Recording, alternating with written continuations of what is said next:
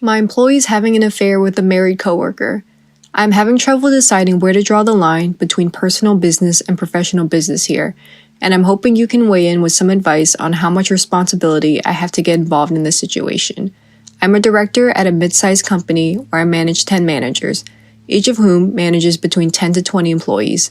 One of the managers, I'll call her Anna, is single and attractive, and frequently catches the eyes of our male clients and even some colleagues. She has always brushed off the attention quickly, and it has never been an issue.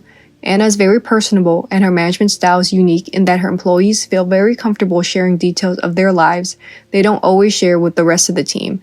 But she is always very professional, and they still respect her as their manager. I've always admired this about her. I know firsthand that it can be difficult to strike the right balance, and she always has until now.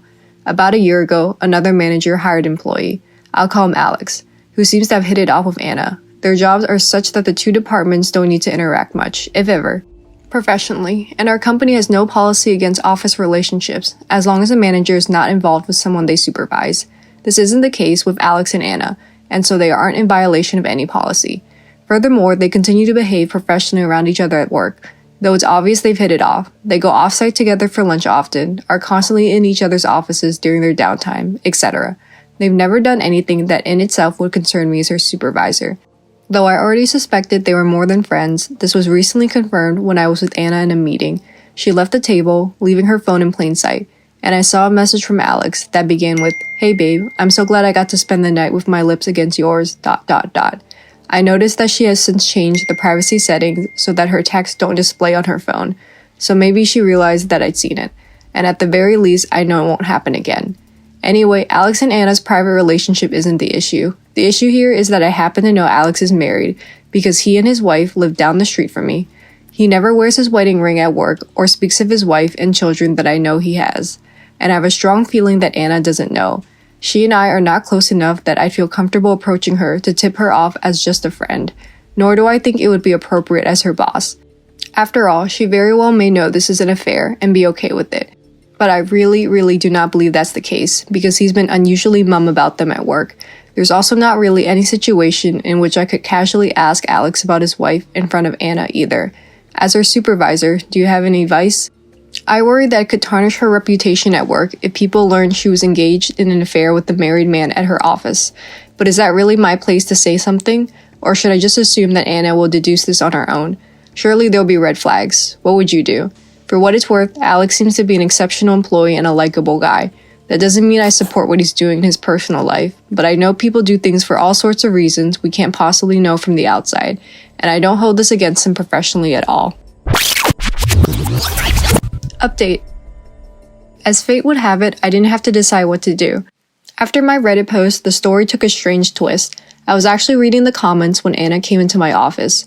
From where she was standing, my screen reflected onto the glass wall adjacent to her, and she apparently caught a glimpse of the title. She didn't say anything to me at the time, but later that day, she emailed me to ask if she could set up a private meeting with an HR representative and me. I fully expected this to be about her having to terminate an employee or some other standard office business. But it turns out she wanted to disclose her relationship with Alex as a result of seeing the post.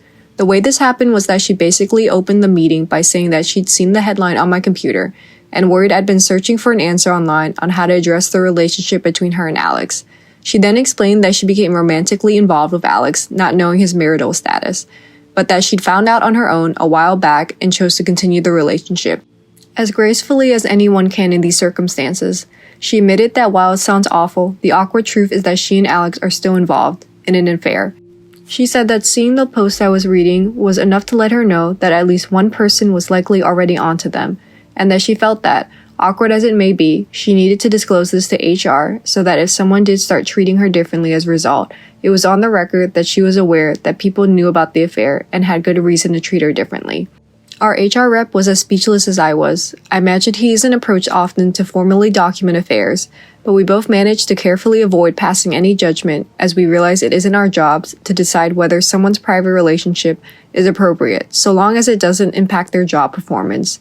We told Anna as much, and I later advised that she and Alex should continue to act professionally at work and be sure to avoid any real or perceived work conflicts, something I'd say to any employee involved in an office romance, regardless of whether it is an affair. I received an email from Alex later that day in which he thanked me for my cooperation. which nauseated me. I replied, "There's no need to thank me. I am simply complying with the company's flexible fraternization policy, which does not prohibit you from having a personal relationship with anyone except your direct supervisor or higher. Please do not mistake my professionalism for cooperation or any sort of personal endorsement of the relationship. Because you are not my direct report, I see no need for you and I to discuss this matter any further. And because of the awkward position this puts me in, as both an executive with the company and your neighbor, let's be safe and include HR in all future professional correspondence between us for the time being. Take care." He hasn't responded, and Anna and I haven't spoken of that matter again. I wonder if I should have replied to Alex at all, or if I handled my response appropriately, given that I have to take a neutral stance in this office. I'd be curious to know if you had handled receiving Alex's email differently. So anyway, there's that. Turns out Anna does know what she's doing. I figured readers would want to know. And for those who were curious about how I knew it was him that texted her, let's just say his real first and last name are unusual enough that there was no doubt. And the fact that he didn't wear his wedding band at work, but did elsewhere, signaled to me that just maybe he had something to hide and that this wasn't open.